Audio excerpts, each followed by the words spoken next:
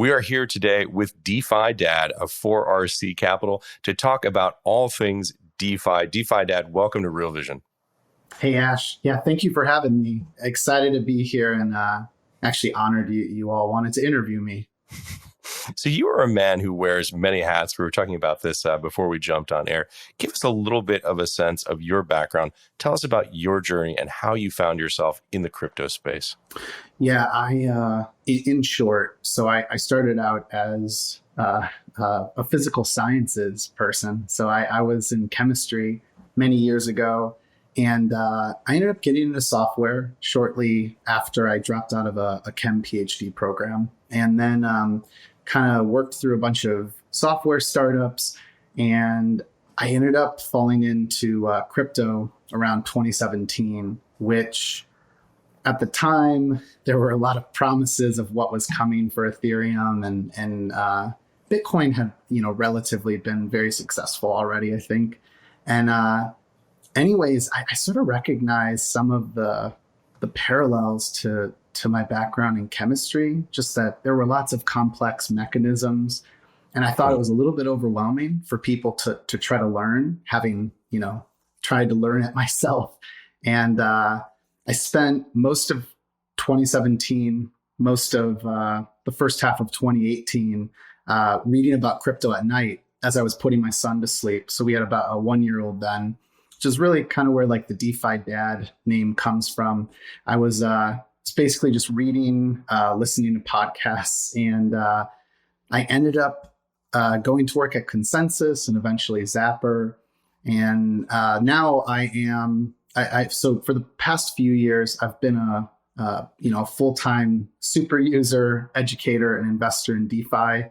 Started getting into using DeFi every day starting in mid 2019. And then more recently, after working a year with the team at Zapper, I just joined Fourth Revolution Capital, where we manage 50 million in assets, and we invest solely in DeFi, NFTs, and Web3 projects.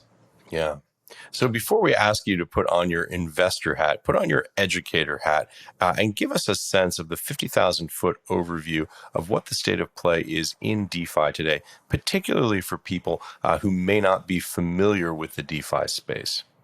Yeah. And it's funny because I think about that educator and investor hat as being like one and the same. I think that's like part of the challenge to this space really realizing its mission as just mass education, which is why I resonate with all of what you do. So I tend to, when I talk with friends and family, and you're not able to do this, of course, on like a YouTube or on a podcast, but I really try to understand their background in finance. For most of my life, most of the people in my family had, a very low interest savings account. And so when you start with understanding where they're coming from, you can meet them, somewhere in the middle. And so with DeFi, in its simplest terms, I try to explain to my parents and friends that it's essentially banking, but with digitally scarce assets. And it's banking without a bank. And it's basically automated money software. And I try to leave it at that, and from there actually show them, hey, look, I'm lending money, I'm earning XYZ interest on it. These are my digital dollars. Like trying to use all the same sorts of language that they would understand. But then if we zoom out further and we just talk more generally about like what is DeFi, I try to think about what qualifies as DeFi.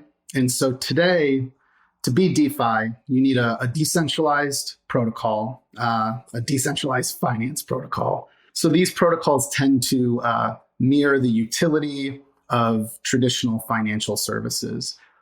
But if you think about it this way, it's just software. And it's software that normally runs on a global settlement layer like Ethereum. And then from there, am I able to use this from any part of the world? Am I able to permissionlessly access these bankless banking, finance applications? with something like an Ethereum wallet or any Web3 wallet? Am I able to participate with any minimum amount of money? Now, some applications will require a little bit more because they know the gas is going to cost you a bit more and they're trying to create a better user experience. But gas is the transaction fees for people who are not so familiar with the Ethereum protocol.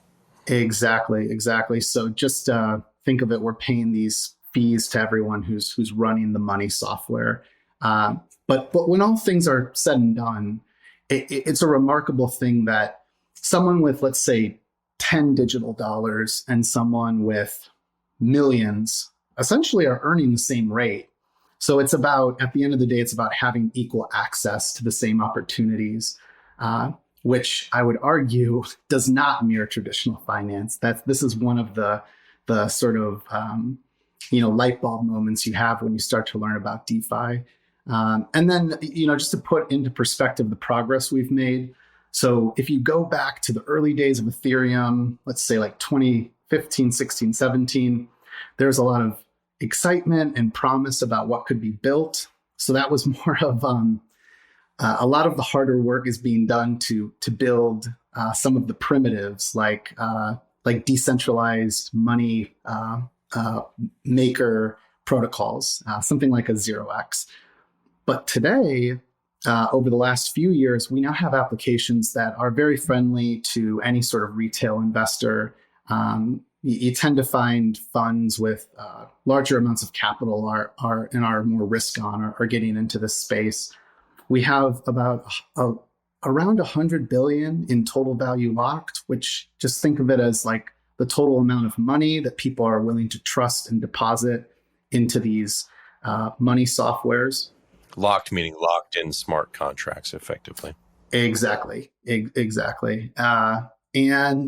I mean, I think one of the latest stats I had seen was there's like 1% to 2% of all Bitcoin, the value of all of Bitcoin's market cap has been locked or deposited and tokenized on Ethereum.